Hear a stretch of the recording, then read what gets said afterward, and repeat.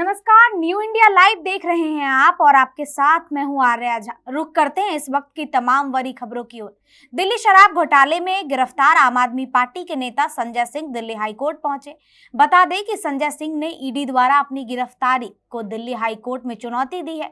संजय सिंह ने दिल्ली हाईकोर्ट के मामले में जल्द सुनवाई की मांग की है। इसके साथ ही संजय सिंह ने कहा कि ईडी ने उनको ग्राउंड ऑफ अरेस्ट नहीं दिया। संजय सिंह की याचिका पर दिल्ली हाईकोर्ट आज सुनवाई करेगा। इससे पहले दिल्ली की एक अदालत में मंगलवार को आबकारी नीति घोटाला मामले में संबंधित मनी लॉन्ड्रिंग मामले में गिरफ्तार आम आदमी पार्टी के नेता और सांसद संजय सिंह की ईडी की हिरासत को 13 अक्टूबर तक बढ़ा दिया था। पश्चिम बंगाल में बड़ा हादसा हुआ। यहाँ पश्चिम वर्धमान जिले में एक कोयला खादान ढहने से 3 लोगों की दर्दनाक मौत हो गई। वहीं कई लोग खादान के नीचे दब गए हैं। अधिकारियों ने बताया कि इस हादसे के वक्त खादान से अवैध रूप से कोयला निकाला जा रहा था। वहीं रेस्क्यू ऑपरेशन जारी किया है। बता दें कि इस कोयले खादान पर अक्षय कुमार की फिल्म मिशन रानीगंज 6 अक्टूबर को रिलीज हुई है। हालांकि रिपोर्ट्स के मुताबिक बुधवार दोपहर 100 से ज्यादा स्थानीय लोग कथित रूप से कोयला चोरी करने के लिए रानीगंज पुलिस स्टेशन क्षेत्र के नारायणपुरी में बिना बाड़ वाली खुली खादान में गए थे। इसमें ज्यादा महिलाएं शामिल थी। एक स्थानीय ने बताया कि तभी अचानक उन पर कोयले का एक बड़ा हिस्सा गिर पड़ा। दरअसल स्थानीय लोगों ने बताया कि ज्यादातर लोगों को सुरक्षित बाहर निकाल लिए गए हैं, बाहर निकल आए हैं, लेकिन कम से कम 6 से 7 लोग फंसे होने की आशंका थी, जिसमें से 3 शवों को निकाल लिया गया है, जो अस्पताल में रेफर किया गया। बाकी को आसपास के इलाकों के जो निवासी थे वो कथित रूप से कुछ लोग अभी भी मलबे में फंसे हुए हैं।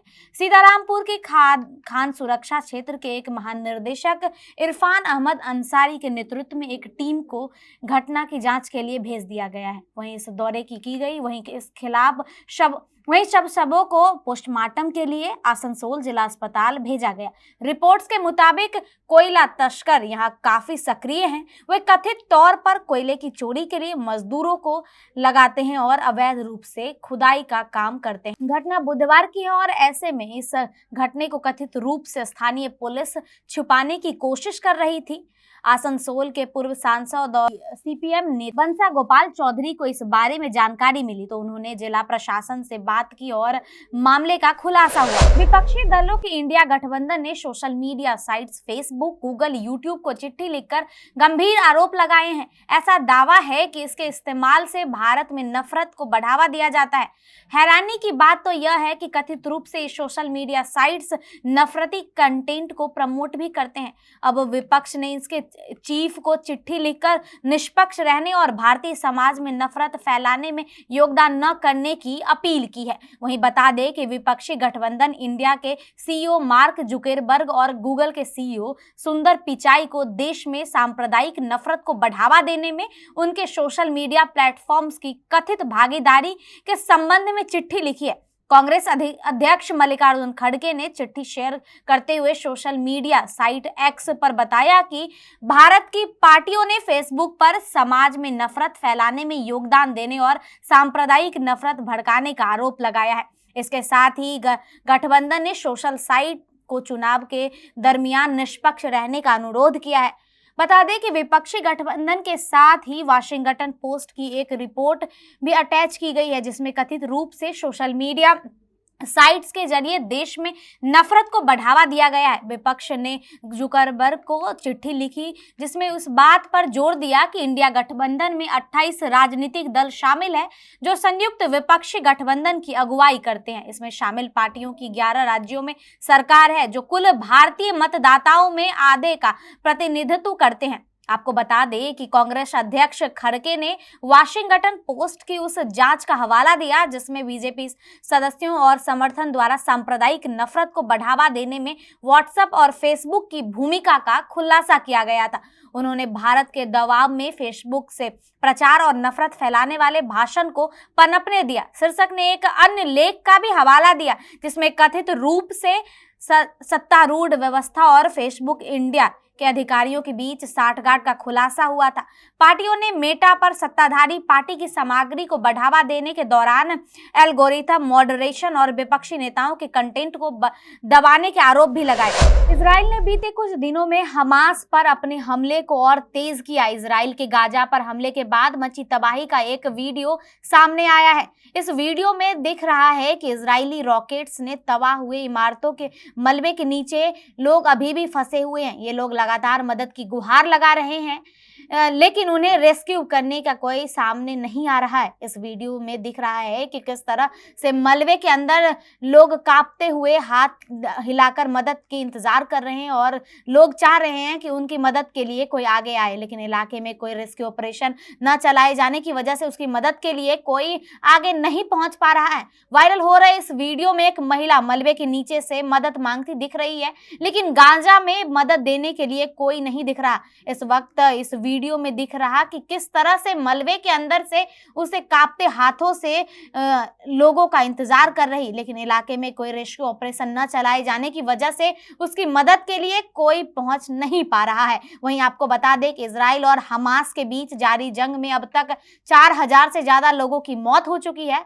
इस आतंकी हमले में 1300 से अधिक इजरायलियों मारे गए हैं। इसमें आम नागरिक और सैनिक शामिल है। वहीं 3000 से ज्यादा लोग घायल हैं। आपको बता दें कि जबकि इजरायली हवाई हमले में गाजा में 1500 से ज्यादा फिलिस्तीनियों को जान जा चुकी है। जानकारी के अनुसार इजराइल की तरफ से लोगों को गाजा पट्टी खाली करने को कहा गया, जिसको लेकर इजरायली सेना ने आसपास में पर्चे गिराए और इन पर्चे पर लिखा कि हमास के हमले की वजह से इजरायली सेना जवाब दे रही है। जिन इमारतों में हमास काम कर रहा उन्हें तबाह कर दिया गया। राष्ट्रवादी कांग्रेस पार्टी एनसीपी के शरद पवार गुट और उद्धव गुट की ओर दायर याचिका पर सुप्रीम कोर्ट में सुनवाई शुरू हो गई है, जिसमें कपिल सिब्बल और अभिषेक मनु सिंघवी याचिकाकर्ताओं की ओर से उद्धव गुट और शरद पवार गुट की याचिकाओं में अजीत पवार और एकनाथ शिंदे के नेतृत्व वाली बागी विधायकों के खिलाफ जल्द कार्रवाई करने के लिए महाराष्ट्र विधानसभा अध्यक्ष नावेकर की निर्देश देने की मांग की गई। सुप्रीम कोर्ट ने महाराष्ट्र स्पीकर पर सवाल उठाए।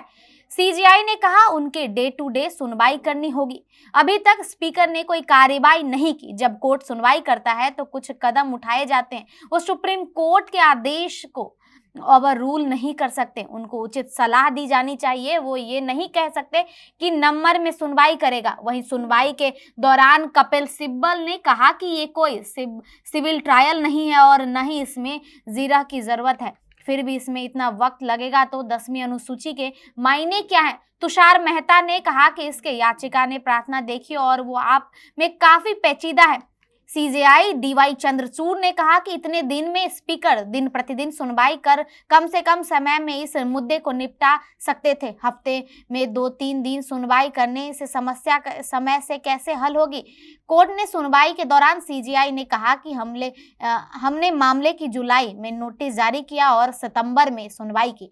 हमें उम्मीद थी कि स्पीकर जल्द सुनवाई करेंगे। 6 महीने बीत चुके हैं, लेकिन स्पीकर ने कोई कार्रवाई नहीं की। ऐसे में हमें मजबूरी में कहना होगा कि 2 महीने में फैसला करें। महाराष्ट्र विधायक अयोग्यता मामले की सुनवाई के दौरान सुप्रीम कोर्ट के स्पीकर ने नाराजगी जताई। वहीं आपको बता दें कि सीजेआई ने कहा कि अगले चुनाव से पहले फैसला लेना होगा। इसमें देरी नहीं की जा सकती है, वरना ये मामला निष्प्रभावी हो जाएगा। हम समय सीमा तय नहीं करते क्योंकि हम उम्मीद करते हैं कि स्पीकर जिम्मेदारी से काम करेंगे। आपको बता दें कि जस्टिस नरीमन के इसी कारण से समय सीमा निर्धारित की। इस मामले में स्पीकर को फैसला लेना होगा। महाराष्ट्र स्पीकर को सुप्रीम कोर्ट ने कहा है कि 17 अक्टूबर तक टाइम शेड्यूल दे, अयोग्यता याचिकाकर्ताओं पर फैसले की समय सीमा दे। सीजेआई ने कहा कि हम सुप्रीम कोर्ट की गरिमा को लेकर चिंतित हैं। प्रधानमंत्री नरेंद्र मोदी ने कहा कि दुनिया में जो घट रहा है वो सही नहीं है। आज दुनिया संकटों से जूझ रही है। संघर्ष किसी के भी हित में नहीं, मानवता के हित में बिल्कुल नहीं है। मानवता की समाजवादी बांटी हर हुई दुनिया नहीं देख सकती। ये सबके विकास और कल्याण के समय है। हमें विश्व को वन अर्थ वन फैमिली के रूप में देखना होगा। वहीं आपको बता दें कि इसी भाव से भारत में अफ्रीकी देशों को G20 में शामिल करने का प्रस्ताव रखा था। भारत क्रॉस बॉर्डर आतंकवाद का सामना कर रहा है। संसद सत्र चल रहा था, तभी आतंकी हमला किया गया। 20 साल पहले हमारी संसद पर हमला हुआ था। अब तक आतंक की परिभाषा को लेकर आम सहमति नहीं बन पाया। बहुत दुखद है। दुनिया की इसी कमजोरी का फायदा ये लोग उठा रहे हैं।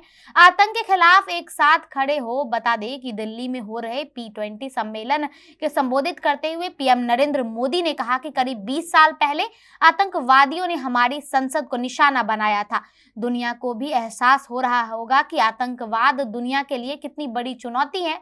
वहीं आपको बता दें कि आतंकवाद जहां भी होता है, किसी भी कारण किसी के लिए भी यह अच्छा नहीं होता, मानवता के विरुद्ध होता है। ऐसे में आतंकवाद को लेकर हम सभी को सख्ती बरतनी होगी। पीएम मोदी ने आगे कहा कि आतंकवाद की परिभाषा को लेकर आम सहमति न बन पाना बहुत दुखद है। आज भी यूएन इंतजार कर रहा है। दुनिया के इसी रवैया का फायदा मानवता के दुश्मन उठा रहे हैं।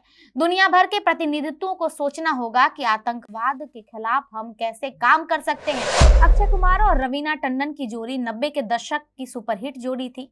दोनों के साथ साथ कई चर्चित फिल्मों में काम किया था, जिसमें मोहरा में खिलाड़ी, तुआ नारी, खिलाड़ियों का खिलाड़ी, बारूद, कीमती जैसे फिल्म शामिल थे। लगभग 20 साल बाद ये सुपरहिट जोड़ी वापस बड़े पर्दे पर वापसी करने जा रही है। आपको बता दें कि अपकमिंग फिल्म वेलकम टू जंगल में अक्षय कुमार और रवीना टंडन साथ दिखाई देंगे। हाल ही में इस बारे में अक्षय कुमार ने एक इंटरव्यू में खुलकर बातें की। आपको बता दें कि अक्षय कुमार ने न्यूज एजेंसी ANI से बातचीत में बताया कि हम लोग जल्द ही वेलकम टू जंगल मूवी की शूटिंग शुरू करेंगे। हम दोनों ने साथ साथ कई हिट फिल्में दी है। मुझे फिल्म की शूटिंग का बेसब्री से इंतजार है। लंबे समय बाद हम बड़े पर्दे पर दिखाई देंगे।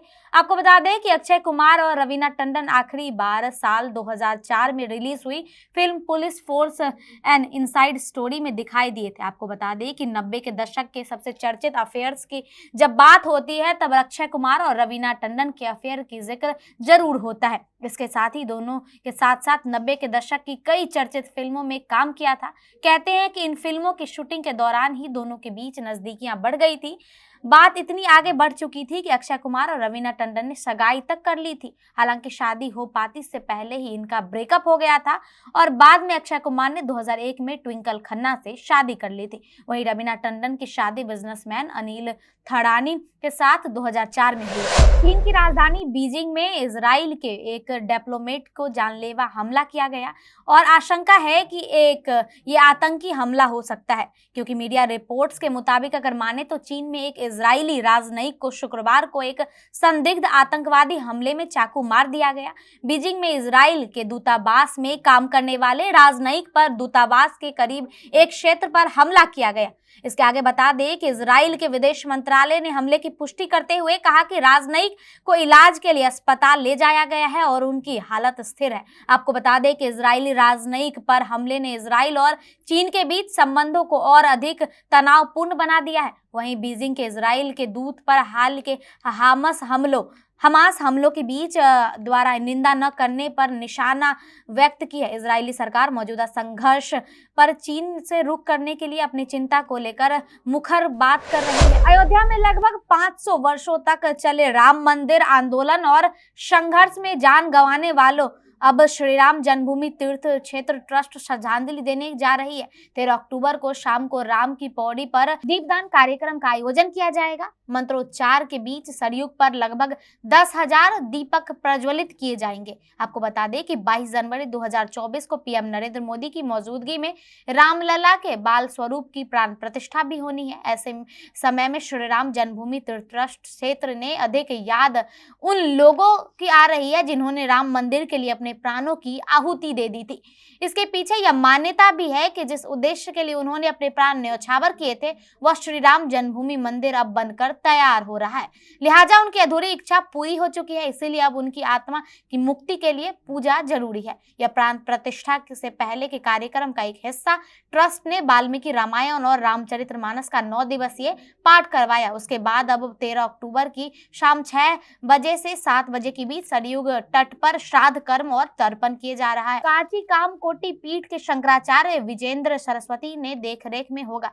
ये राम मंदिर ट्रस्ट ऐसे कुछ परिवारों को भी इस कार्यक्रम में आमंत्रित करना चाहता है जिसके किसी अपने ने राम मंदिर आंदोलन और संघर्ष में अपनी जान गंवाई हो। श्री राम जन्मभूमि ट्रस्ट क्षेत्र महासचिव चंपल राय ने कहा कि 500 वर्षों में न जाने कितने लोगों ने अयोध्या के राम मंदिर जन्मभूमि को प्राप्त करने के लिए प्राण दिए। कौन जानता है, कोई जानता नहीं है उनके नाम क्या होंगे। सबकी इच्छाएं पूरी हो गई, उनकी आत्मा की सद्गति और शांति प्राप्त हो, इसके लिए 13 अक्टूबर शाम 6 बजे से 7 बजे तक राम की पौड़ी पर ज्ञात अज्ञात आत्माओं की शांति के लिए सरयू के दीप दान किया जाएगा। राशन कार्ड द्वारा सरकार की फ्री राशन योजना का फायदा उठा रहे हैं तो ये आपके लिए अच्छी खबर हो सकती है। आपको बता दें कि हर बार की तरह इस बार निःशुल्क गेहूं और चावल का वितरण 12 से 25 अक्टूबर तक किया जाएगा, लेकिन इस बार के राशन के साथ केंद्र की मोदी और राज्य की योगी सरकार के तरफ से राशन कार्ड धारकों को एक और सौगात मिलेगी। जी हाँ, इस बार मुफ्त गेहूं